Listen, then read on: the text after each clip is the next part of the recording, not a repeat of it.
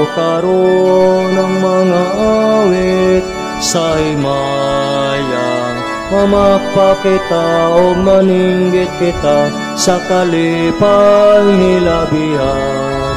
Kayang Ginoo ng tultol ka nato sa hustong dalan adlaw tanan. Himaya wisay maya, himaya samahan, himaya wisay maya, himaya samahan. Sa ngalan samahan ug sa Anak ug sa Espiritu Santo. Amen. Ang Ginoo man naa kaninyo. Nasa Ginoo. Maigsoon piyesta karon atong gisaulog karon ang memorial ni Saint John Mary Vianney, patron siya sa mga kaparian. Timing sad kayo nga ang mga pari pamalhinon ugma ang binalhinay sa tibok Cebu sa mga kaparian unya ato nang gi kanang saulugan karon sa piyesta sa patron nga Saint John Mary Vianney. Atong yampong atong mga kaparian nga sa ilang pagbinalhinay kuano ta sila kanang maka-adjust dayon sa ilang bagong environment ug katong mga gipamyaan nga mga parokya maka-adjust sa bag-o nga mupuli. Mahimo kitang takos sa pagsaulog nining misa pasalamat ato karong hinulsulan ng atong mga sala ug magdungan kita sa pag-ingon. Nagakumpisal ako sa Dios nga makagahom sa tanan ug kaninyo mga igsoon nga nakalapas ako ug dakoy yamot sa nahuna sa pulong sa buhat ug sa wala pagbuhas kinahanglan buhaton. Kaya akong sala, akong dakong sala. Busa nang amoy ako kang Santa Maria kanang ulay sa tanang mga anghel ug mga santos ug kaninyo mga igsoon aron akong iampo sa Ginoo nga atong Dios. Kalunon ta kita sa Dios nga makagahom sa tanan, pasaylon sa atong mga sa, dadunon ta kita niya ngadto sa kinabuhing dayon. Amen. Ginoo,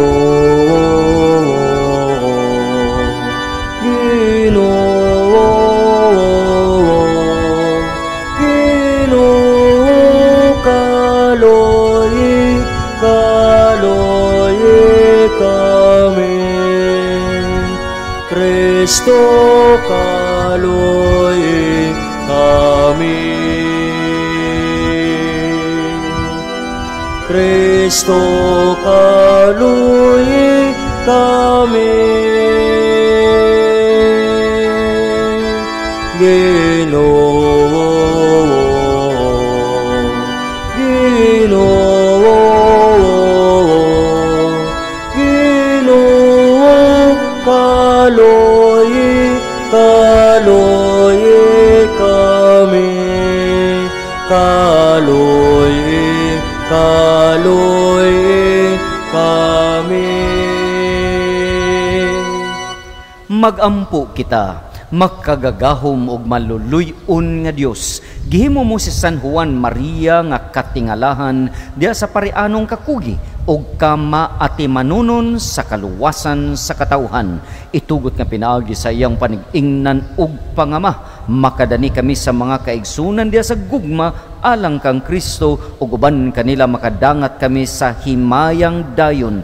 Kini among gipangayo pinagi sa among Ginoong Jesucristo imong anak nga buhi ug hari uban kanimo sa Espiritu Santo, Dios nga usa hangtod sa kahangturan. Amen.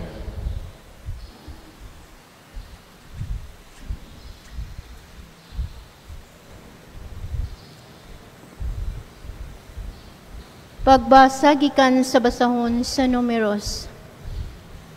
Ang mga langyaw nga mikuyog kanila gihidlaw pag-ayo og karne. Og bisan gani ang katawhan sa Israel, gihidlaw usab og miingon. Maayo unta kun makakaon kitag karne. Nahinumduman nato ang isda nga atong gikaon sa Ehipto nga wala lamay bayad. Ang mga pipino, ang mga milon, ang mga bawang, ang mga sibuyas ug mga ahos. Apan karon nawad-an na kitag umoy ug wala na gayoy makaon gawas niining mana. Ang mana sama sa liso sa kulantro ug ang hitsura niini dalag nga may pagkapution. Og nanlakaw ang katawhan og nanigom niini, og gigaling kini og gilubok sa lusong, og giluto diha sa mga kulon. Og gihimo nila kining torta, og ang lami niini sama sa torta nga giluto og lana. Inig kahulog sa yamog ibabaw sa kampo, panahon sa kagabhion, mahiuban usab niini ang mana. Sa pagkabati ni Moises sa katawhan nga nagmulo sa pultahan sa ilang tulda, og tungod niini, misilaog pag-ayo ang kasuko sa Ginoo. Si Moises naguol pag-ayo, og miingon siya sa Ginoo. Nganong gilisod-lisod mo man ang imong alagad, ug nganong wala mo man ako kahimot-i, ug gisangunan mo man ako niining dakong buluhaton pagdumala sa katawhan. Ako ba'y nanamkon og nanganak niining katawhan, nga muingon ka man kanako, kugusa sila, ingon sa usa ka yaya nga nagkugos og bata nga masuso, ug dadas sa yuta nga akong gisaad nga ihatag ko ngadto sa ilang katigulangan. Asa man ako mangitag karne aron ihatag kanila, kay naghilak sila sa akong atubangan ug miingon, hatagi kamig karne, kun ako lamay pasagdan, dili ako makahimo pagdumala niining mga tawhana, kay bugat ra kini alang kanako. Kun mao kini, patya hinuon ako dayon, aron dili ako magantos. Ang pulong sa Ginoo. Salamat sa Diyos.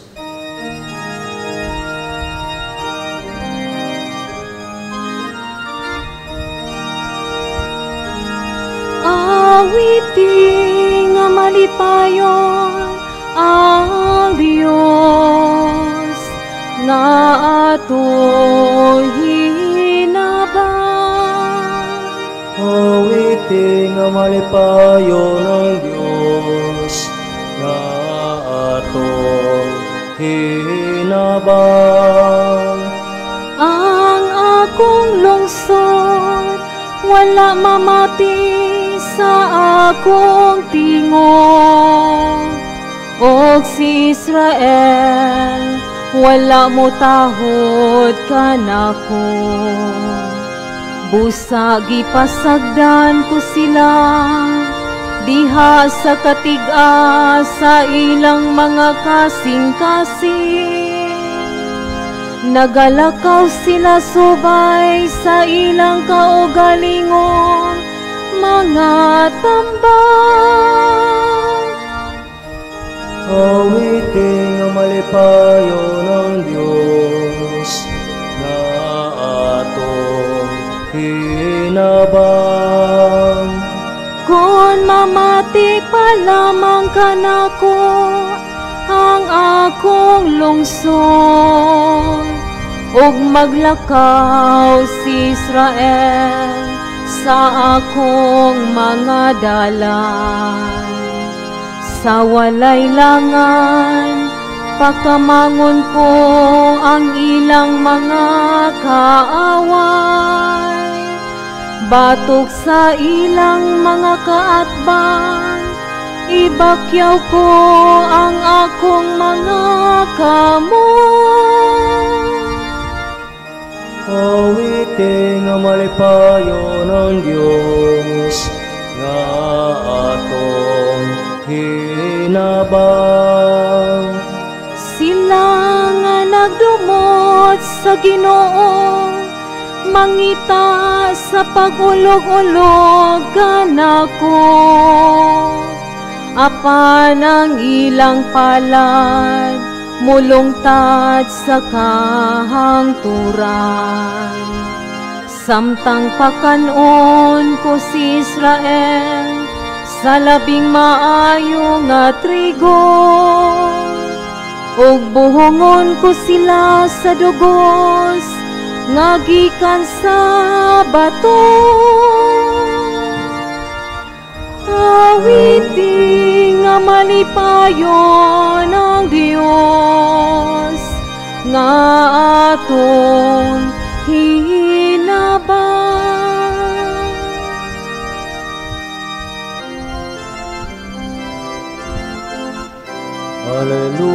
Alleluia, Alleluia, Alleluia, pagdaigo ng Diyos, Alleluia, pagdaigo ng Diyos, Alleluia. Ang ginuman na kaninyo, manausap kanimo. ang santos nga ebanghelyo sumala ni Mateo. Himayaw ni ikaw, Ginoo. Sa pagdungog ni Jesus sa balita nga gipatay si Juan nga magbubunyag, ni biya siya niadtong dapita sakay sa usa ka sakayan ug niadto nga nag-inusara sa usa ka dapit nga awaaw. Nakabalita niini ang mga tao ug namiyasab sila sa ilang mga lungsod ug milakaw aron pag-apas kaniya. Si Jesus mikawas na sakayan. Pagkakita niya sa dakong pundok sa mga tao, giabot siya kaluoy kanila o giayo niya ang ilang mga masakiton. Niadtong hapuna ang mga tinun-an miduol kaniya og miingon, hapon naman kaayo, awaaw kining dapita. Busa palakwa na lang ng mga tao, paadtua sila sa mga barangay aron mamalit og pagkaon. Mitubag si Jesus, dili kinahanglang manglakaw pa sila. Kamo mismo may muhatag kanila og pagkaon. Sila mitubag, 5 ra ka paan ug 2 ka isda ang among da. Si Jesus miingon, dad-ang nga ribe. Unya iyang gipalingkod sa kasagbutan ng mga tao ug gikuha niya ang 5 ka paan ug ang 2 ka isda. Unya miyahat siya sa langit ug nagpasalamat sa Dios ug gipikas-pikas niya ang mga paan ug gihatag ngadto sa mga tinun-an ug gihatag usab kini sa mga tinun-an ngadto sa mga tao. Nangaon ang tanan ug nangabusog. Unya gihipos sa mga tinun-an ang sobra nga nakapuno ug napulog 2 ka bukag. 5,000 ang gidaghanon sa mga tao nga nangaon, way labot sa mga babay o sa mga bata.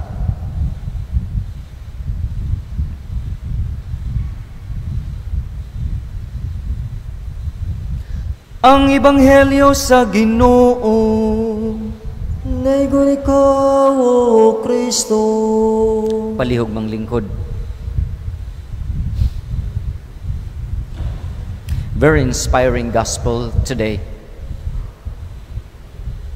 Why imposible nga dili mahimo sa Ginoo? Amen? Amen ba uy? Nagbungol ta? Why imposible nga dili mahimo sa Ginoo? Amen? Amen, amen ta. Nyag naay problema. Dayo kadlok. Hilak. Muradyog way mga Ginoo. Pero tanawat, look back. You have been through bigger problems, right? But look at you. You're still here. There were times nga nagtuota nga, wa na gyud. Facing a blank wall. I think that's the end of me. But look at us. We're still here. Praising God. Celebrating this holy sacrifice at the Mass. Salig lang lagi ta sa Ginoo. Nga naman, 5 kaatog, kadaghas pakanunon, pila pakanunon, pila. Namina mo sa gospel, pilay pa kanunon? 5,000 ray gitugan ang giihap, pero waip ha ang mga babae ug ang mga bata. Unya kamo mga babae kay mas Diyos nun man mo kaysa mga laki. Kaming magmisa na sa karaan manigarilyo ra gid ang mga laki tus gawas. Ang mga babae dire mo pwedeng luhod-luhod ug magdubina. Unya mga babae, daghan gitong babaeng nanguyog. Di lang 5,000. Og 5,000 na mga laki nga nanguyog, sobra pang mga babaeng nanguyog. Unya, og mukuyog ng mama, mukuyog man ng bata, yung pamamutoy cellphone sa una og Facebook, mag-unsam sila sa bahay, kuyog yun ang mga bata. So you can imagine, we can easily and safely conclude that there could have been around 10 to 12 or 15,000 mouths to feed. Ratio and proportion, 5 kapan. Kapila-pilo ang 15,000. That's how powerful God is. God has power over our problems, has power over scarcity, has power over crisis. I'd like to focus on the power of God over bread. This gospel reading shows to us that God has power over bread. Nasa'y gahom sa pan. In another gospel passage, we read nga nilakaw siya sa dagat.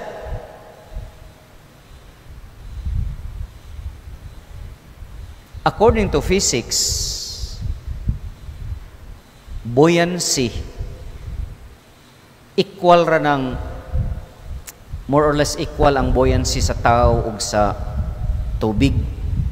Pero malunod jud ta kay equal man unya. Lihok-lihok man sa tadiya.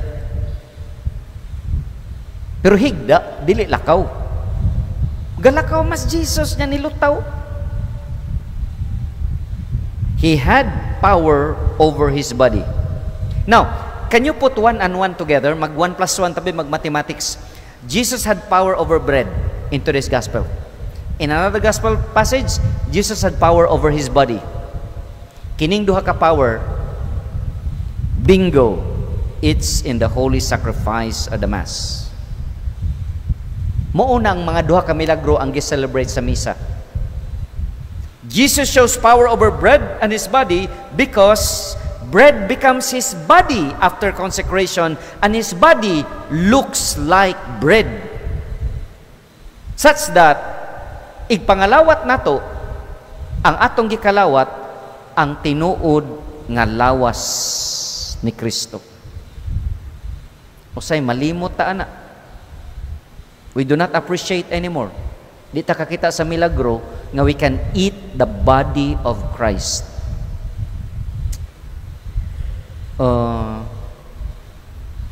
Ngano man sad tuod no nga nindot tanang inigmisa ba murag magic nga kanang ostias igingon this is my body nya mahimod yung body. Makahilak tingali to manglimbawt atong balhibo. Wow, miracle. But you know, if it happens every day, it's no longer miracle for us. Di na, naanad naman ta. Dito ko sa Europe, first time ko nga alas 10 sa gabi na pang adlaw. Wow, it's a miracle. Gabi, look at my watch. 10 o'clock. The sun is still there. Hooray! Wow! Wonderful. Anya, sa kasimana ko dito, kada gabi na lang ang adawa na. Wala, naanad naman ka. Di na na milagro nga na ay adlaw alas 10 gabi kay kada gabi hun ana man. That's why diri sa misa bisag mahimo pa ng flesh ang ostias o kada adlaw na lang pod adi na sad ta matats di na gayta manimba. And the bigger question is if after the consecration ang ostias mahimong flesh, mahimong karne, mga lawat mo,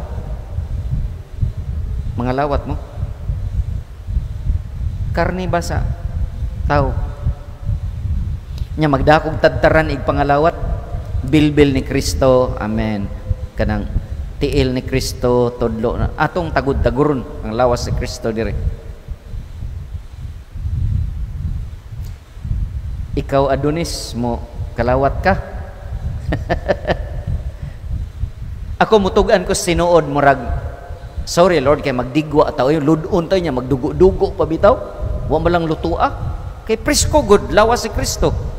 Mao na nga Jesus anticipating nga ludon ta it appears bread. Kinam siya power over bread. It has to appear bread para nga okay ra ta mukaon. And that's the miracle there. But what we are taking communion ang lawas kina ni Kristo. Now I go to the challenge part.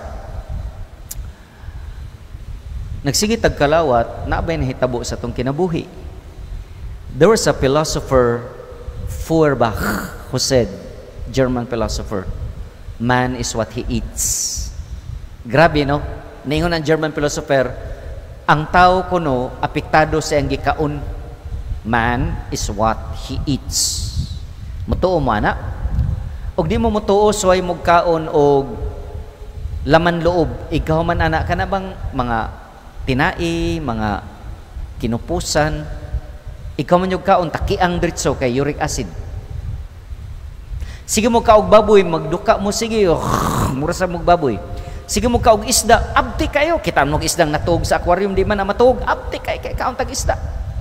Og di mo mutuo, suway mo kaog kamuti, di ba, kamoy pasanginlan og manimaho ang hangin.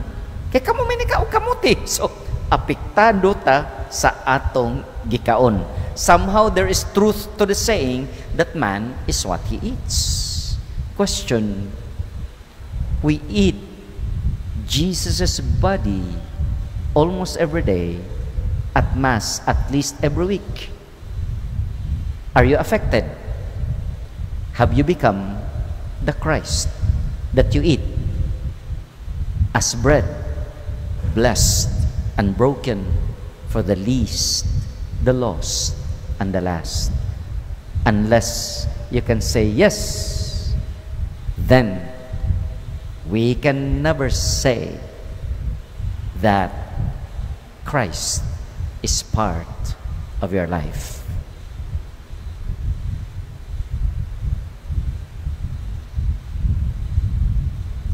Let us all stand. Masaligon kitang modangop sa atong langit ng Amahan, kay dili mang gyud siya mopakyas sa iyang katawhan diya sa ilang mga gikinahanglan. Magampo kita ug moingon, Ginoo, dungga kami. Noo, dongga kami. Nga ang simbahan sa tibuok kalibutan, musaksi sa Diyos nung gugma, pinagi sa pulong ug sa buhat, ug mapakitag pagtagad alang sa mga gigutom ug sa mga nanginahanglan. Magampo kita sa Ginoo. Ginoo, dungga kami. Nga ang mga pangulo sa kalibutan ug ang tanan nga naghupot sa labing gamhanang mga posisyon, mutabang sa pag-apod-apod sa mga pahingunghaan sa kalibutan, sa tukmang paagi, aron walay nasod nga mamiligro sa kagutom. Magampo kita sa Ginoo. Ginoo, dungga kami. Nga isip katilingban, magmainampuon kita ug andam kitang mohatag sa atong panahon ug mga katakos, aron matabangan ang uban nga nangitag kahulugan sa kinabuhi. Magampo kita sa Ginoo. Ginoo, dungga kami. Nga ang mga masakiton ug ang mga nanag-antos sa balatian, makasinati sa tunhayng gugma sa Dios. Magampo kita sa Ginoo. Ginoo, dungga kami. Nga imo untang isipon nga takos ug mapuslanon alang kanamo, nga ang halangdong Teopilo kamumot, mabayaw na ngadto sa altar sa mga santos. Magampo kita sa Ginoo. Ginoo, dungga kami. Nga ang mga matuohong mihalin na, sa kahangturan makatagamtam sa walay katapusang bangkiti didto sa langit. Magampo kita sa Ginoo. Ginoo, dungga kami. Langito na mga amahan, kining tanan among gipangayo kanimo pinagi ni Kristo among Ginoo. Amen. Manglingkod palihog.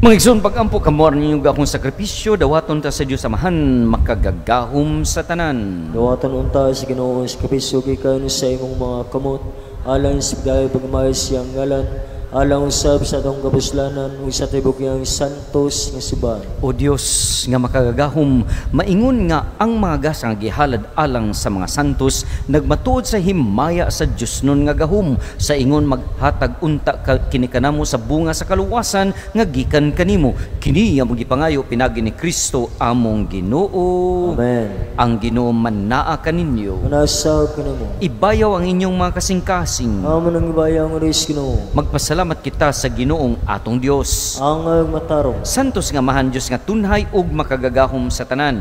Ang matarong gyud nga magpasalamat kami kanimo kanunay ug sa tanang dapit. Kay imong gitugot nga magsadya ang simbahan diha sa piyesta ni San Juan Maria Vianney, sa ingon nga imo kaming gilig-on pinaagi sa panig-ingnan sa santos niya nga kinabuhi. Imo kaming gitudluan pinaagi sa iyang pagwali ug gipanalipdan pinaagi sa iyang pangaliyang nga makapahimuot gayud kanimo. Busa uban sa mga anghel mga santos sa langit nagsangyaw mi sa imong himaya, duyog silang way hunong nga pag-awit.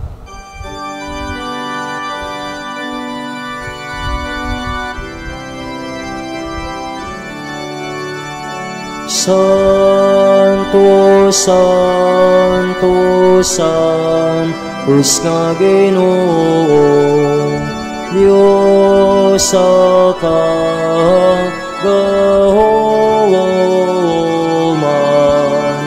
puno ang langit o giyotang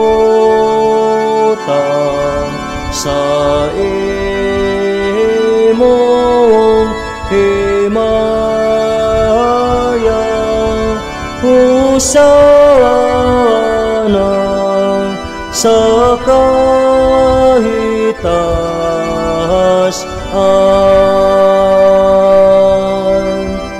daygon ang nagaanhi sa ngalan sa Ginoo. Hosana sa kahitasan.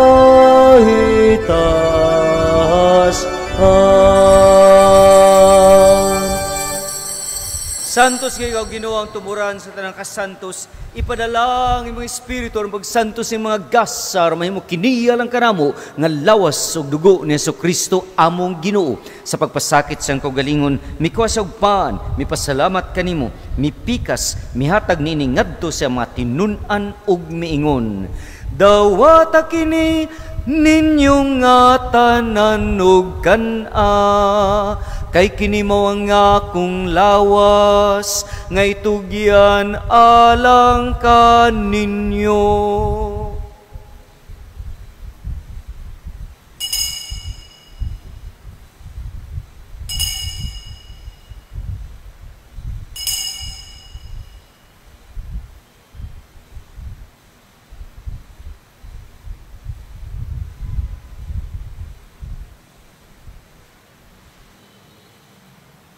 Sa samang pagi tapos ng panihapon, mikuha sa sakalis, mipasalamat kan mo pag-usab ug midaig, mihatag nini ngadto siya mga tinun-an ug mingon. Dawata kini ug panginom kamo nga tanan gikan niini, kay kini mao ang kalis sa akong dugo sa bagog tunay nga kasabutan. Ang dugo nga iula alang kaninyo ug alang sa tanang mga tawo, aron ang mga sala mapasaylo. Buhata kini aron paghandom kanako.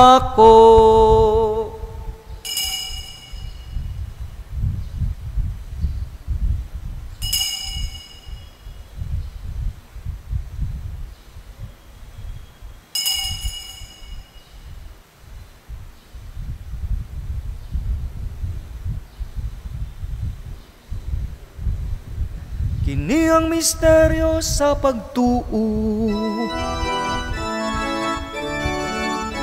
Maluluwa sa kalibutan nga nagtubos ka na mo, Pinaagi sa imong krus, o pagkabanhaw luwas sa kami.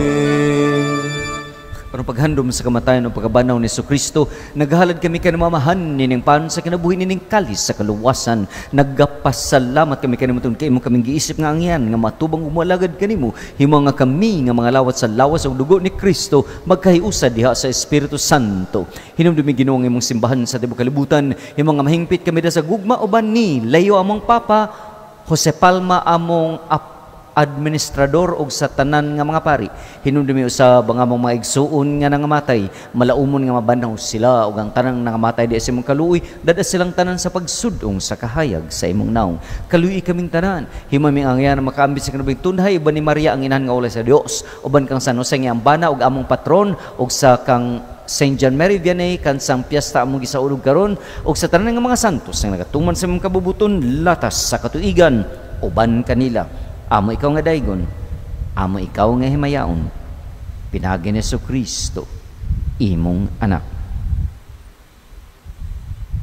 Pinagi kaniya uban kaniya ug diha kaniya, gihatag na kanimo makagagahom nga amahan, diha sa kayusa sa Espiritu Santo, ang tanang dungog ug himaya hangtod sa kahangturan.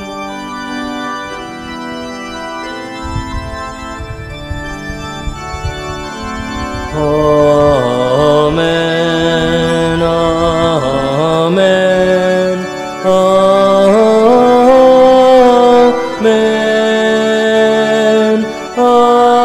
amen, amen, amen, amen. Manindog ta. Mag-among ta samahan gamiton ta mga punga gitudlon natos sa atong manunubos. Hamahan na mo nga naka sa mga langit, pagdaygon ang imong ngalan, muabot ka na mo ang imong gingharian, matuman ang imong pabot, di sayo ta maingon sa langit, ang kalanuna mo sa matagadlaw, ihatag ka na mo karong adlaw, huwag pasayloa kami sa mong mga sala, maingon nagawasaylo kami sa mga nakasala ka na mo, ug dili mo kami tugyan sa panulay, hinualawas sa kami sa dautan. Mga imini mo Ginoo nga imiming luwason sa trandautan, taga imi sa kalinaw ni na panahuna, aron tinabangan sa mga kaluoy malikay mi kanunay sa mahilayo pod mi sa tanang kasamok, samtang nagpaabot mi nga malaumon sa pagbalik ni Kristo among manunubos. Hay mo man ang gingarian, ang gahom ug ang himaya, hangtod sa kahangturan. Ginoong Kristo nagyun ka sa mga apostol, ang kalinaw ibiling ko kaninyo, ang akong kalinaw ihatag ko kaninyo, ay tagda nga mo mga sa, kundili ang pagsalig sa imong simbahan, ug sibo sa imong kabubuton, taga-imi sa imong kalinaw gayusa, ikaw nga buhi ug hari hangtod sa kahangturan. Amen. Ang kalinaw sa Ginoo sa kanunay mannaa kaninyo. Nasa Pinoy. Atong ipakita karon ang timaan sa atong pag-igsuunay.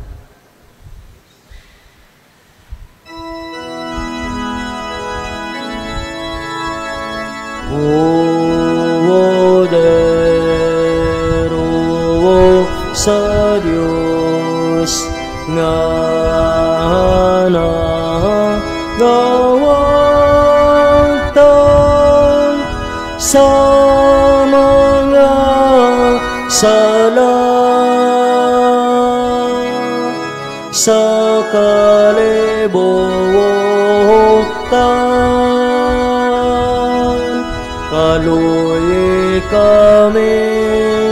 Kaluoy kami, hatagi kami sa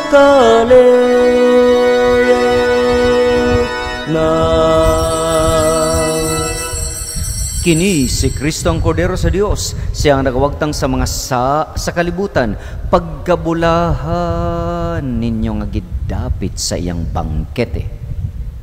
Ginoo, dili ko angay mo kalawat kanimo, apan ipamulong lamang umamaya ko.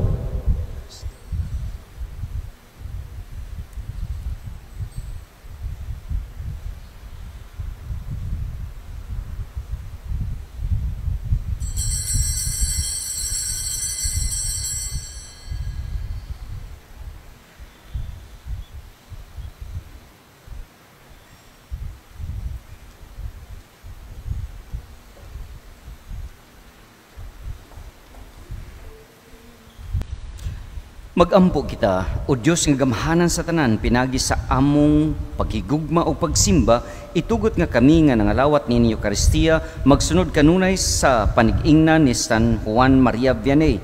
Kinamong gipangayo, pinagi ni Kristo among Ginoo. Amen. Atong pasalamatan ang atong musician, Adonis, o atong mga duha ka angel sakristan, atong sakristan mayor, o ang atong readers, atong psalmist, o ang mga offers, o katong mga nitampo aron mahimong magmalampuson ang atong misa karong gabi niya. Nakadaig kay ko ninyo nga manimbag yun mo bisag dili Domingo, kay ang Ginoo cannot be outdone in generosity. He will reward you in good measure, pressed down and flowing over if you are but generous to Him. I hope that He will grant you your prayers, and when you go home, panalipdan mo. Unya, ako si Father Dan de Los Angeles, bisita ra ko diri kanang iguli sa inyo, dada akong blessings ngadto sa mga masakiton ug mga tiguang ug katong mga wala nakasimba sa panimalay. Apili na lang pud tong mga chismosa nga mga silingan nga sigbang libak, panalangin na lang pud sila. Amen. Amen. Ang Ginoo manaka ninyo. Nasa kinimo. Manalangin kaniya ang Diyos nga makagahom sa tanan, ang Amahan, ang Anak ug Espiritu Santo. Amen. Lakat kamo diha sa kalinaw ni Kristo. Salamat Salamat sa Diyos.